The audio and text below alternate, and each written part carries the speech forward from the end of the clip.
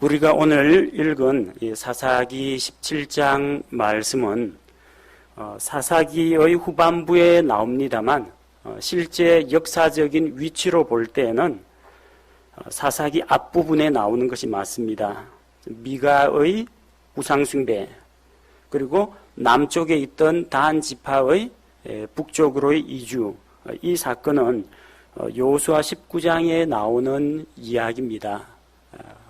실제로 우리가 지난 시간에 살펴본 사사기 16장 삼손의 죽음 이후에 그 다음에 연결되는 내용은 사무엘기상으로 넘어가야 맞습니다.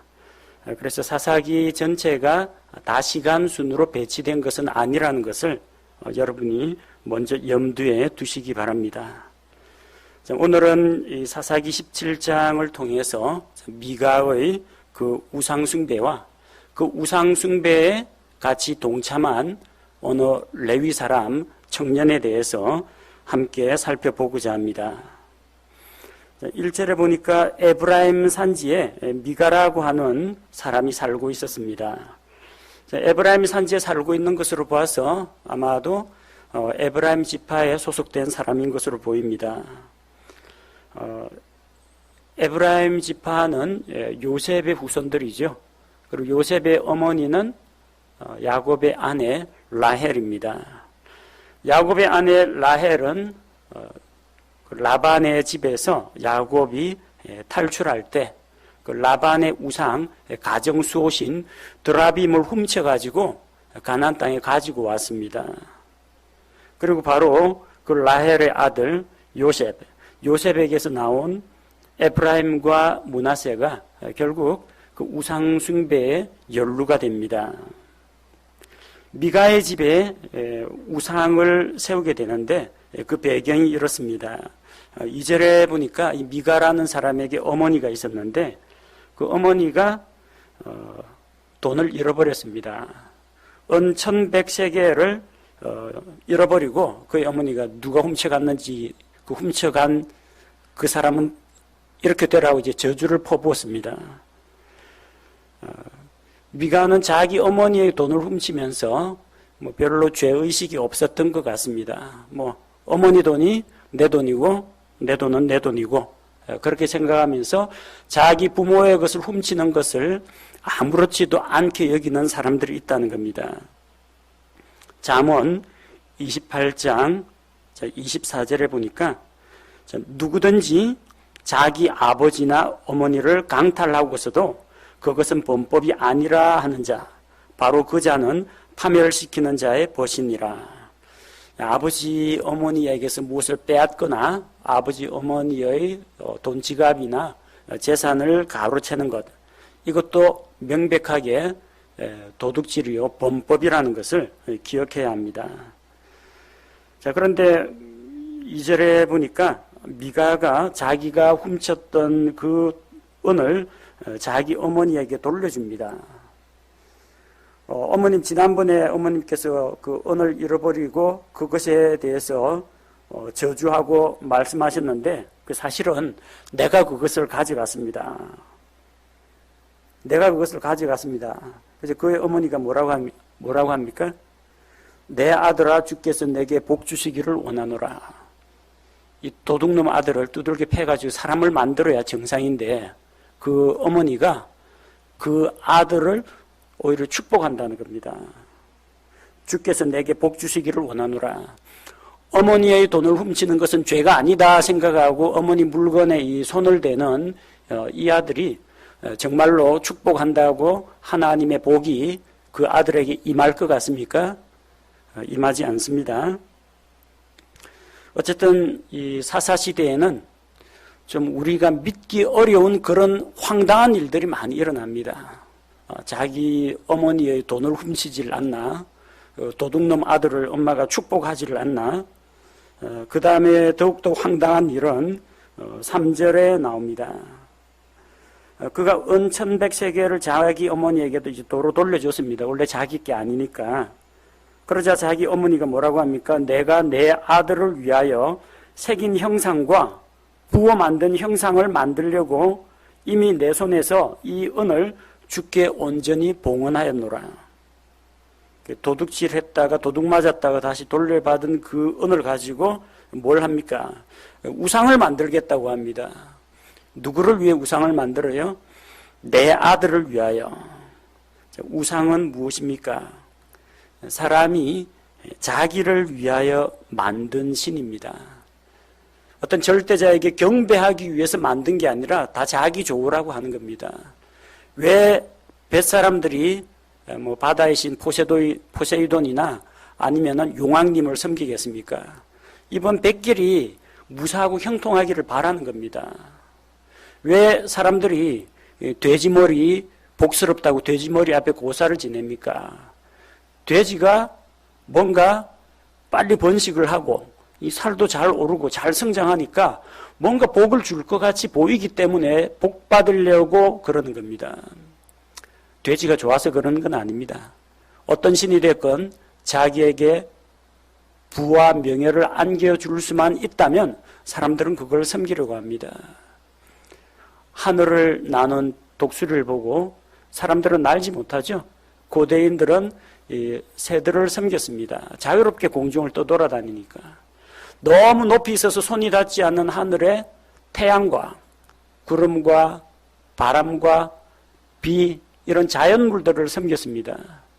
그런 것들이 적당하게 알맞게 이게 뿌려져야 농사가 잘 되고 살기가 편하기 때문에 태양신을 섬긴다, 바람신을 섬긴다, 이런 것들이 전부 다 자기 좋으라고 하는 겁니다.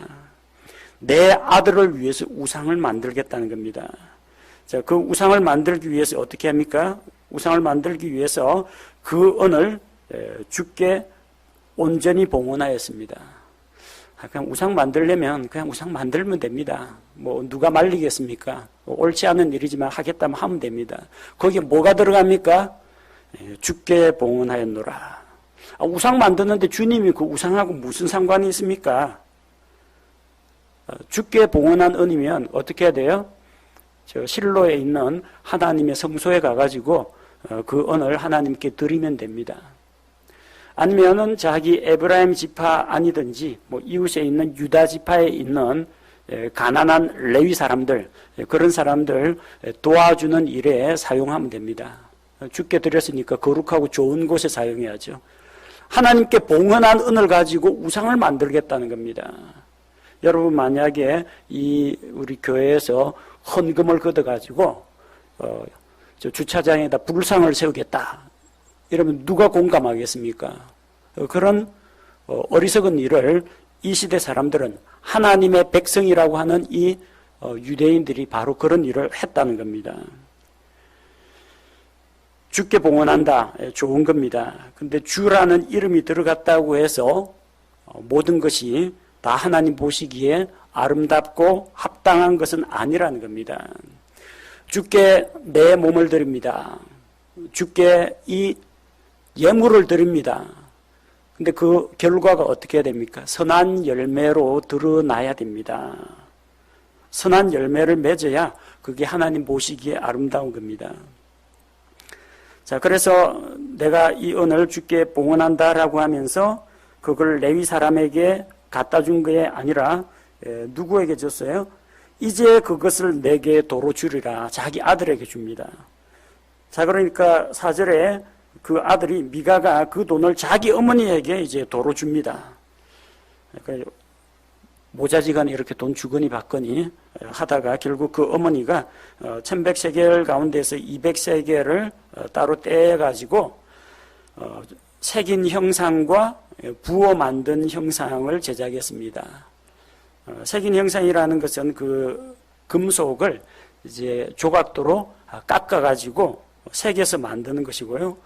부어 만든 형상이라는 것은 주물틀에다가 그 금속을 녹여가지고 부어서 틀에 부어가지고 만들어낸 것을 부어 만든 형상이라고 합니다. 그걸로 봐서 우상이 한두 개가 아니라 여러 개였다. 그런 걸 알 수가 있습니다. 우상을 섬기는 사람들은 유일을 하신 하나님을 믿지 않고 여러 가지 잡신들을 섬깁니다. 왜 잡신들을 섬기느냐? 내가 이 신을 섬기는데 혹시 자기한테는 예물을 안 갖다 줬다고 요 신이 또 노할 수가 있잖아요. 그래서 그 신에게도 예물을 바칩니다. 근데 또 신들이 또 많아요. 그리스 신화에만 하더라도 대표적인 신들만 12신들이 있습니다. 일본 신사에 가면 이게 신들이 뭐 수천 수만 개가 됩니다. 이 신한테 밑보이지 않으려면 그 신에게도 바쳐야 됩니다. 그러다 보니까 심지어 어떤 일이 있느냐. 옛날 그리스 아테네에서는 이름을 알 수 없는 어느 신에게 이렇게 바칩니다. 혹시라도 신들 이름을 자기가 다 주어 섬기면서 예배를 드리고 희생물을 바치고 했는데 혹시 자기가 모르는 정체를 알 수 없는 어느 신이 어느 날 갑자기 나타나서 왜 나한테는 희생물을 안 주느냐 그럴 수가 있거든요.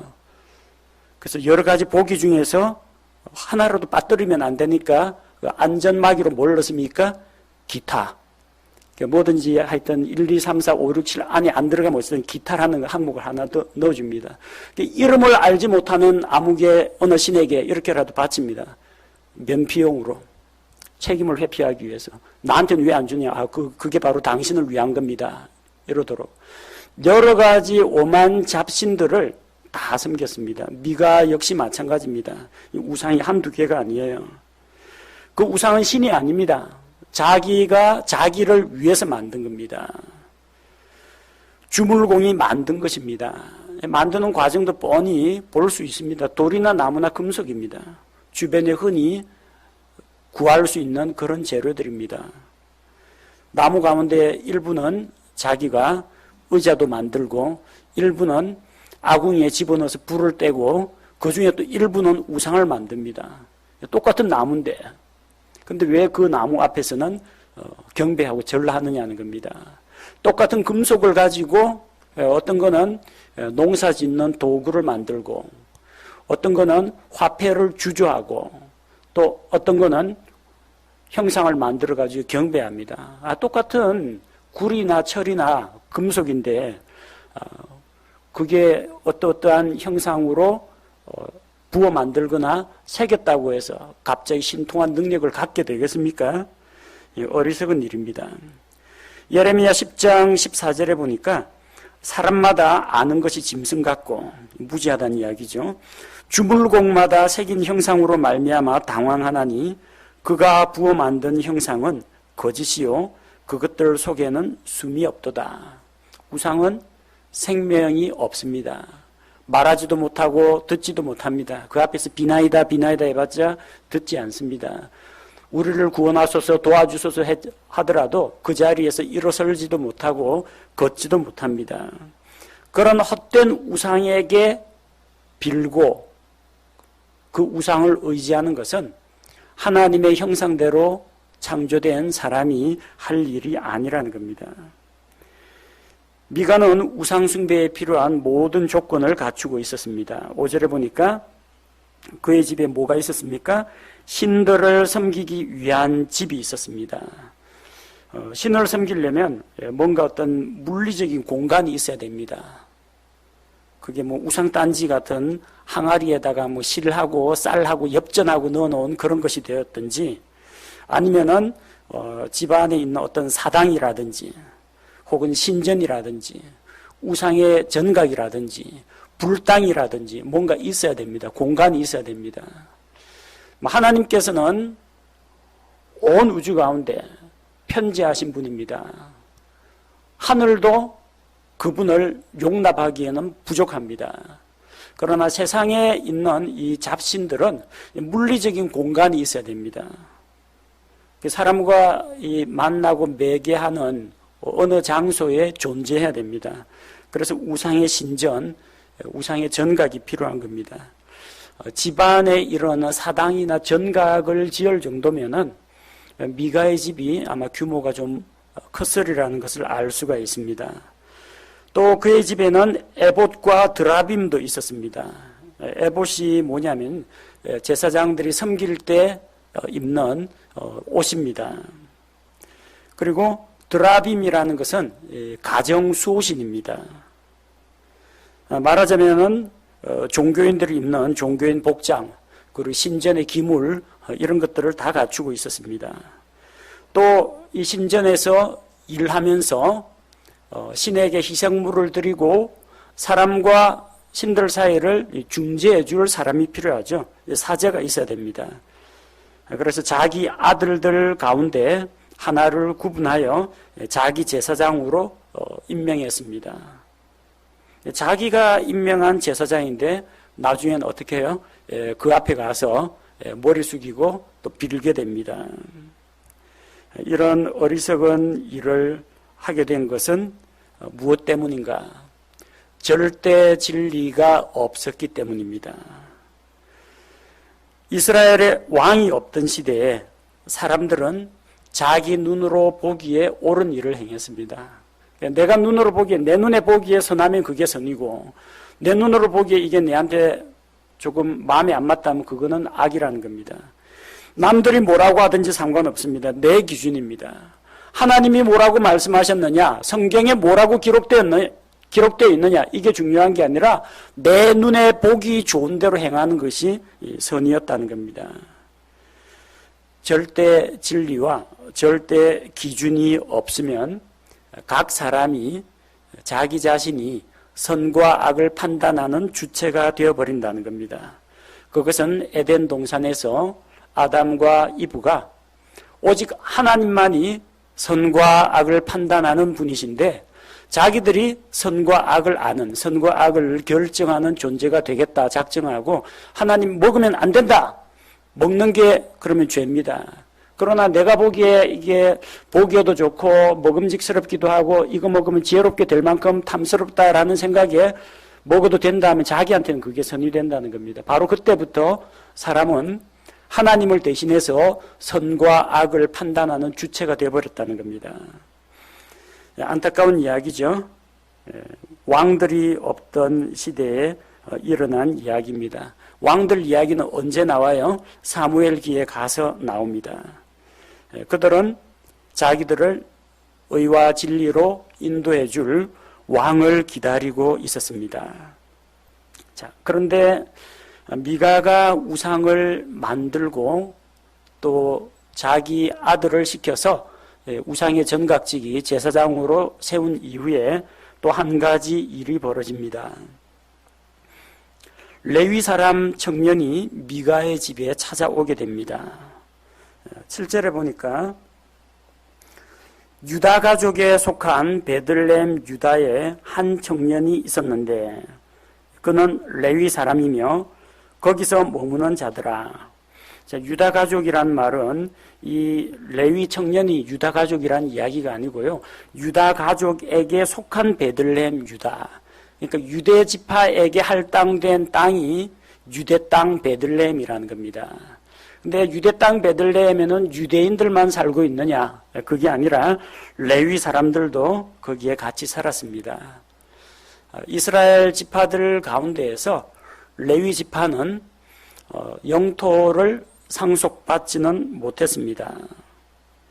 그들은 농사를 짓거나 물고기를 잡거나 목축을 하는 생업에 종사하지 않고 오로지 하나님께 예배드리는 일을 전담했습니다. 하나님의 율법의 말씀을 받아서 그것을 백성에게 가르치는 일을 담당했습니다. 그래서 그들에게는 하나님께서 땅을 분배해 주지 않았습니다. 땅은 분배하지 않더라도 레위 사람도 어딘가에서는 집 짓고 살아야 합니다. 그렇다고 해서 모든 사람들이 성막 중심으로 아니면 성전 중심으로 살 수는 없습니다. 이스라엘 전체 지파 가운데 그들은 두루 흩어져 살았습니다. 그래서 각 지파별로 레위 사람들을 모셔다 놓고 그 도시 안에서 레위인에게 하나님의 말씀을 물어보기도 하고 가르침을 받기도 하고 그렇게 살았던 것입니다. 이스라엘 지파의 각 상속 재산들 가운데에서 48개의 도시를 레위 사람들에게 분배해 주었습니다. 여호수아가 각 지파별로 땅을 분배할 때 각 지파에서 몇 개 도시를 내놓으라고 해서 거기에 레위 사람들이 가서 살도록 했습니다. 곧 레위 사람들은 자기 지파의 땅이 없고 다른 지파들의 땅에 가서 다른 지파들을 그 땅에 가서 레위인의 도시에서 살면서 일반 백성들하고 같이 어울려서 살았습니다. 그리고 이 성소나 성전에서 섬기는 레위 사람 제사장들과 달리 이 사람들은 그 도시에 있으면서 이스라엘 백성들이 주는 것을 먹고 살았습니다. 이 레위 사람은 베들레헴 유다에 머무는 자였습니다. 출신은 그의 가계 혈통은 레위 사람인데 거기서 머무는 자였습니다. 서전이라고 되어 있는데 이 머무는 자라는 것은 이리저리 떠돌아다니는데 한 곳에 잠시 나그네와 순례자처럼 유숙하는 존재를 말합니다. 또 어딘가로 또 떠나갈 수도 있습니다. 근데 이 레위 사람 청년이 자기가 앞으로 머물 곳을 찾으려고 길을 떠났습니다. 베들레헴 유다 같으면요, 유다 지파는 상당히 강성한 지파입니다. 부유한 지파입니다. 더군다나 이 베들레헴 유다 같은 베들레헴은 곡창지대입니다. 베들레헴이 뭡니까? 빵집이라는 뜻입니다. 그 곡식이 많이 나는 곳입니다. 근데 거기서 레위 청년이 굶주린 배를 움켜쥐고 먹을 것을 찾으러 길을 떠납니다. 일자리 알아보러 다른 지파, 다른 도시로 찾아갑니다. 어쩌다가 이런 일이 일어났느냐? 그 유대 땅 베들레헴에 있는 사람들이 이 레위 청년에게 먹을 걸 주지 않았습니다. 11조를 주지 않았습니다. 사람들이 하나님께 예물을 바치고 희생물도 드리고 11조도 드리고 그래야 레위 사람이 살아갈 수가 있습니다. 근데 다들 우상에게 가서 절을 하고 우상에게 희생물을 바치고 레위기에 기록되어 있는 11조 율법을 안 지키니까 레위 사람도 먹고 살아야 하지 않겠습니까? 그래서 베들레헴 유다에서는 이러다가 굶어 죽기 딱 좋겠다. 다른 지파로 가자. 그래서 길을 떠났던 겁니다. 자, 그 길을 떠나가지고 이제 일자리 찾으러 에브라임 산지로 가다가 마침내 미가의 집에 도착하게 된 것입니다. 자, 그래서 그를 만나서 미가가 물어봅니다. 너는 어디에서 오는 길이냐? 자기를 소개하기를 나는 베들레헴 유다에서 온 레위 사람이라고 합니다. 내가 만약 처소를 찾는 곳에서 내가 거할 곳을 찾게 되면 거기에 머물려고 한다. 무슨 말이냐면은 나 레위 사람인데 베들레헴 유다에서는 나를 후원해 주거나 도와주는 사람이 없기 때문에 어느 지파 어느 도시든 간에 나를 받아주는 곳이 있으면 내가 거기에서 그들과 함께 머물겠다는 이야기입니다. 참 안타까운 일입니다. 자, 그런데 미가 입장에서는 조금 귀가 솔깃한 이야기죠. 우상의 전각을 세워놓고 우상도 만들었는데 자기 아들한테 어떤 종교 수업을 가르친 것도 아니고 자기 아들이 뭘 알겠습니까? 자기보다 더 모를 텐데 제사장 옷을 입혀가지고 세워놨는데 이게 제대로 이 신들이 제사를 받는지 안 받는지 그것도 궁금하고 뭔가 자기가 봐도 이게 제사장 지파도 아닌 사람을 제사장으로 세워놓으니까 뭔가 좀 아기가 안 맞는다, 좀 격이 안 맞는다라고 이제 생각을 한 겁니다. 그런데 때마침 저기서 흘러들어온 레위 사람 청년이 있어요. 일자리 구합니다, 사역지 구합니다 하고 찾아온 사람이 있다는 겁니다. 그래서 미가가 그에게 아주 듣기 좋은 제안을 합니다. 나와 함께 거하자. 나와 함께 거하면서 나에게 아버지와 제사장이 되라. 아버지와 제사장이 되라고 합니다. 이방 종교에서는 사제들이 사람과 하나님 사이를 중재한다라고 믿었습니다. 그래서 우리 점이나 굿하는 데에 가보면 일반인들은 신이 내려왔는지 안 내려왔는지 모릅니다. 누가 이야기해줘요? 무당이나 점쟁이가 이야기해줍니다. 어떤 신이 강림을 했다. 동자신이 왔다. 엎드려 절하라. 그러면 또 게다가 이 무당이나 점쟁이들이 목소리 변성을 해가지고 변성을 하는 것도 있고 진짜 마귀 들려가지고 다중인격으로 엉뚱한 사람의 목소리가 나오기도 합니다. 그럼 이제 그제서야 사람들이 그게 신인가 보다 하고 이제 엎드려 절합니다. 이 사람과 눈에 보이지 않는 신을 매개하는 존재가 무당이나 이 사제 집단입니다. 이방 종교에서는 이 사제를 아주 특별한 존재로 여겼습니다. 제사와 정치가 분리되어 있는 그런 사회에서는 이 부족장, 통치자가 있고 또 이 제사장이 따로 있습니다. 추장이 있고 그곳에 있는 마술사나 어떤 신접한 사람이 따로 있습니다. 이쪽은 정치, 이쪽은 종교를 장악합니다. 이 부족장이나 추장이나 이런 사람도 이 종교의 제사장, 사제들을 함부로 다루지를 못합니다. 존중합니다. 왜냐하면 신의 대리자라고 믿기 때문이죠. 그래서 이방 종교에서는 그 사제를 아버지로 섬깁니다. 아버지로. 아버지 종교라고 합니다. 그 아버지 종교의 대표적인 곳이 어디냐면 로마 가톨릭입니다. 거기는 사제를 신부라고 합니다. 그 신, 절대자, 아비부, 신부, 글자 그대로 뭡니까? 신아버지, 하나님 아버지라는 겁니다. 가톨릭 사제, 그 사람을 가리켜서 신부하는데 그 신부라는 말씀은 안 돼요. 하나님 아버지라는 뜻입니다. 하나님 아버지를 대신한다는 거죠. 그 신부, 그 다음 추기경, 승정, 비숍, 그 위에 저 올라가면 누가 있습니까? 교황이 있죠. 교황을 포비라고 하는데, 그 교황 방문하면 전 세계 공통어가 있어요. 비바파파, 비바파파 그럽니다. 교황 만세, 아버지 만세라는 이야기입니다. 교황이라는 포비라는 이 단어는 라틴어 파파스에서 왔습니다. 파파. 아버지라는 뜻입니다. 교황을 아버지라고 부르는 겁니다. 이게 아버지 종교의 실상입니다. 낳아준 아버지도 아니고 자기와 어떤 이게 친분이 있는 것도 아니고 자기보다 나이가 어리더라도 어쨌든 이 종교 지도자를 아버지라고 섬기는 겁니다. 안타까운 현실입니다만 한국 기독교계 가운데에도 그런 종교 계급놀이하는 그런 교회들이 있습니다. 목사가 뭐래요? 내 새끼 그럽니다. 교인들을 내 새끼 그렇게 부릅니다. 그 가운데는 나이 7, 80된 장로님도 계시고 그 신앙생활 자기보다 더 오래한 연세가 지긋하신 분이 있는데도 내 아들, 내 딸, 내 새끼 그렇게 부릅니다. 자기가 아버지라는 이야기예요. 아버지 노릇을 합니다. 어떤 교회에서는 겨우 20, 30대 새파랗게 젊은 전도사도 어쨌든 말씀 사역자 아닙니까? 그리고 장로는 일반 그 성도들의 대표, 그쪽 말로는 평신도 대표라고 합니다. 근데 장로님이 그래도 주의 종 하면서 전도사님 하면서 고개 숙입니다. 잘못된 겁니다.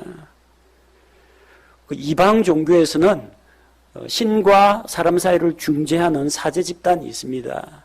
신약교회는 그게 없어요.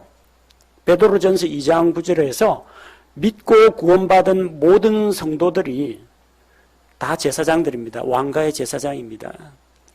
특별한 어떤 목사나 교황이나 이런 사람이 하나님과 사람 사이를 매개하진 않습니다. 목사는 그야말로 목양, 돌보는 자입니다. 섬기고 돌보는 자이지 그 위에서 계급놀이 하면서 아버지 노릇하는 사람이 아닙니다. 심지어 보수적인 교회 가운데에서도 이 목사 가족들이 그 가족으로 부르질 못합니다. 다른 몇몇 교회들 살펴봤는데 그 목회자 부인들이 우리 목사님이 내 남편이라고 쓰는 사람 없어요. 우리 목사님이. 심지어 어떤 분은 자기 아들 목사 됐다고 내 아들이라고 부르지 않고 내 아들아 아무개야 이름을 부르지 않고 아이고 목사님. 자기 아들 보고도 목사님 그럽니다. 그 목사는 이제 애미 애비도 없습니까? 아버지 엄마도 없습니까? 그 아내에게는 그냥 남편입니다. 아들에게는 목사님이 아니라 그 아버지입니다. 그리고 자기 어머니가 계시면 얘야, 아들아, 김서방 이렇게 부르면 되지. 교회도 아닌데 또 공적인 자리도 아닌데 목사님. 상당히 이게 잘못된 표현입니다. 그 어디서 나왔어요? 종교 계급놀이에서 나왔습니다. 일반인과 사제 집단을 따로 분리해가지고 성직자 계급이 일반 회중들을 지배하고 다스리는 그런 개념으로 접근하다 보니까 이런 잘못된 관행들이 나오게 된 겁니다. 우리는 이런 교회 안에서 계급 만들고 계급 놀이하면 안 됩니다.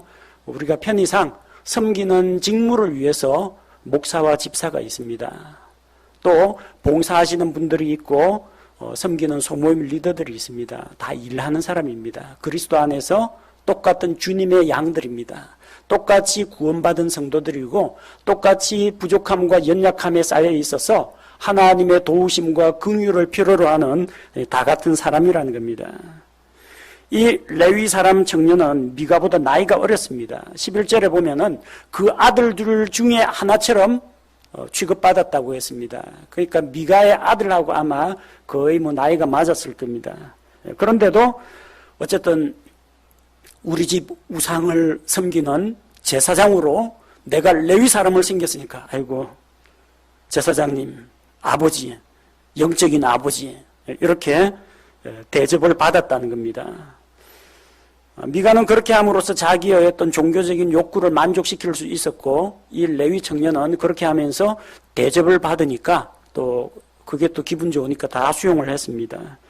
거기에다가 미가가 그에게 해마다 은 10세겔을 주고 입을 옷과 양식, 의식주는 기본적으로 제공을 한다니까 레위 사람이 미가의 제안을 아주 만족하게 여겼습니다.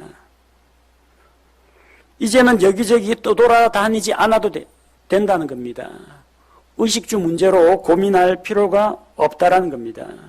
그 집에서 살면서 먹고 자는 것은 미가의 가족 중 아들들 중에 하나처럼 대접을 받았고 종교적인 의식이 있을 때에는 이 거룩한 제사장 노릇을 하면서 아버지로 대접을 받았습니다. 그 집의 영적 아버지로 대접을 받았습니다.